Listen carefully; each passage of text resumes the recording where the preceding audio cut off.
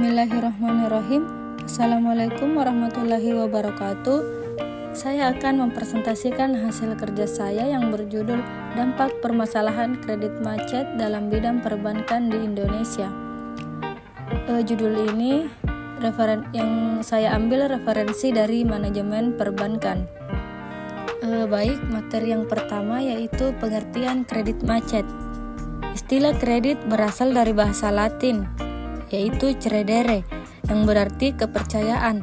Dapat dikatakan dalam hubungan ini bahwa kreditur atau pihak yang memberikan kredit bank dalam hubungan perkreditan dengan debitur nasabah penerimaan kredit mempunyai kepercayaan bahwa debitur dalam waktu dan dengan syarat-syarat yang telah disetujui bersama dapat mengembalikan kredit yang bersangkutan.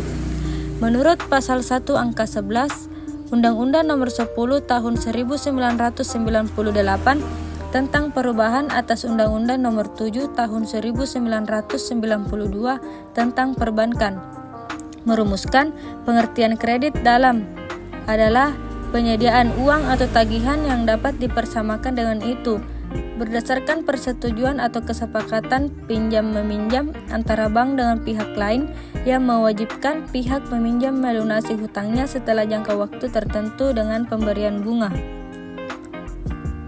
Dari pengertian kredit di atas, tampak bahwa dasar utama dalam pemberian kredit adalah kepercayaan yang dilandasi kesepakatan untuk memberikan pinjaman sejumlah uang dengan pemberian bunga.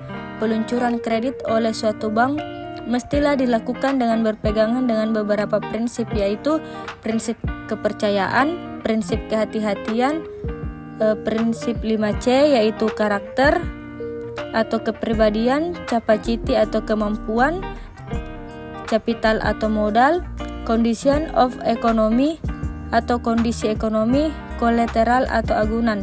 Yang keempat, prinsip 5P yaitu party atau para pihak, purpose atau tujuan, payment atau pembayaran, profitability atau perolehan laba. Yang terakhir, protection atau perlindungan. Yang kelima, prinsip 3R, yaitu yang pertama returns atau hasil yang diperoleh, yang kedua repayment atau pembayaran kembali, yang ketiga risk bearing ability atau kemampuan menanggung risiko. Yang terakhir, peraturan terkait lainnya.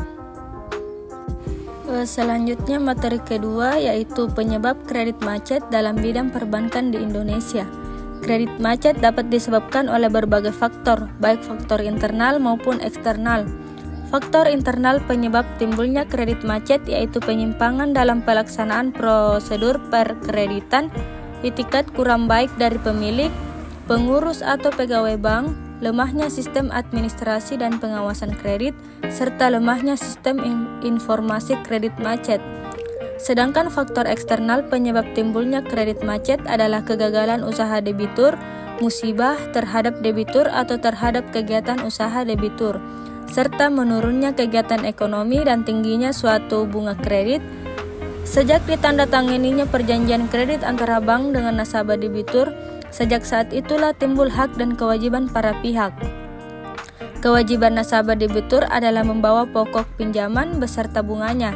Namun dalam kenyataannya banyak nasabah yang tidak dapat melaksanakan prestasinya dengan baik, sehingga kredit yang diterimanya menjadi macet.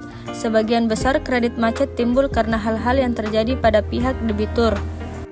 Selanjutnya kita masuk kepada pembahasan pokok, yaitu dampak permasalahan kredit macet dalam bidang perbankan di Indonesia. Pada saat ini, kebutuhan finansial di kalangan masyarakat, khususnya di negara berkembang, semakin meningkat.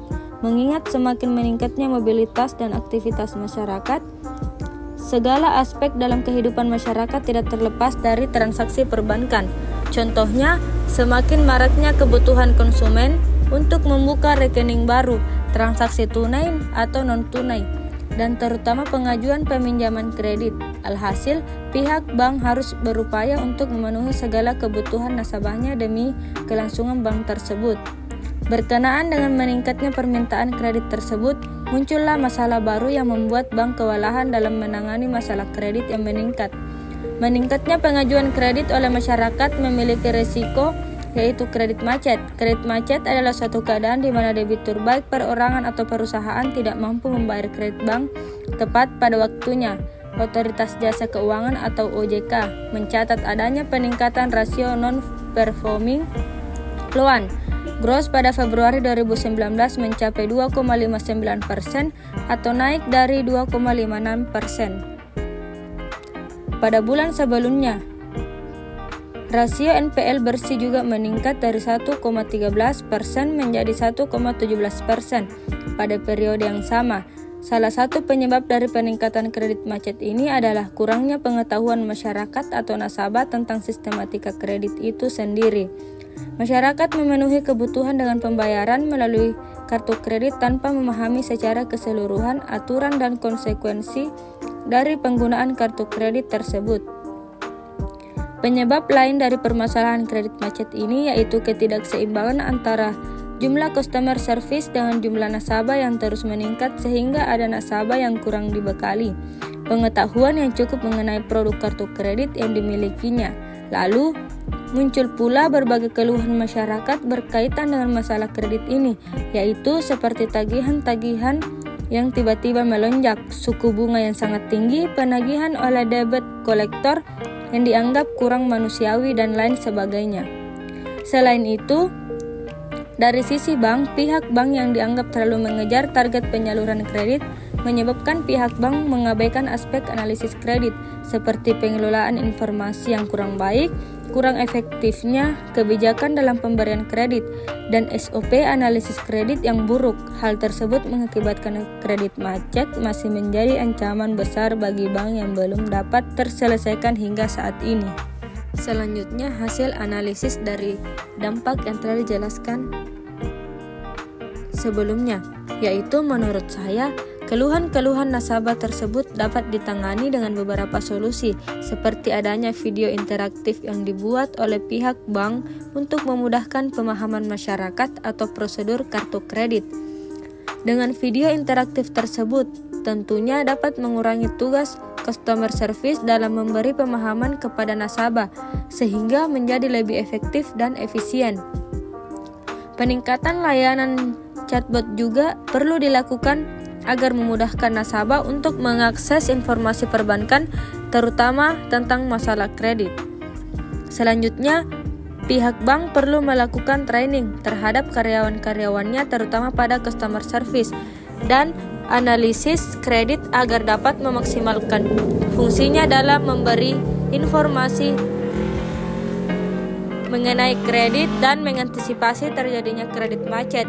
Selain itu, pihak debt collector juga harus diberi pelatihan tambahan agar dapat menjalankan tugasnya dengan baik, dan untuk kedepannya pihak bank harus lebih selektif dalam menyeleksi karyawan baru yang berhubungan langsung dengan nasabah seperti customer service dan analisis kredit. Di samping itu, perlu adanya penekanan terhadap prinsip 5C yang dijalankan oleh bank.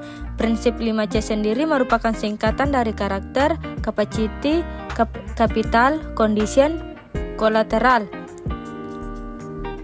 Selanjutnya, tentunya permasalahan kredit macet ini merupakan masalah yang cukup serius bagi pihak bank-bank di Indonesia saat ini. Hal tersebut mengingat jumlah nasabah yang semakin meningkat sebanding dengan kebutuhan nasabah yang tidak terbatas, akan tetapi tingkat pengetahuan akan hal tersebut masih sangat rendah.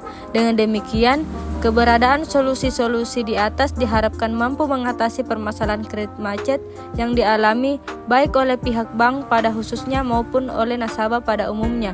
Dan juga dengan diterapkan solusi tersebut di setiap bank di Indonesia, diharapkan dapat berpengaruh pada pertumbuhan ekonomi Indonesia ke arah yang lebih baik lagi. Sekian dari saya. Assalamualaikum warahmatullahi wabarakatuh. Terima kasih sudah menonton dan sampai jumpa.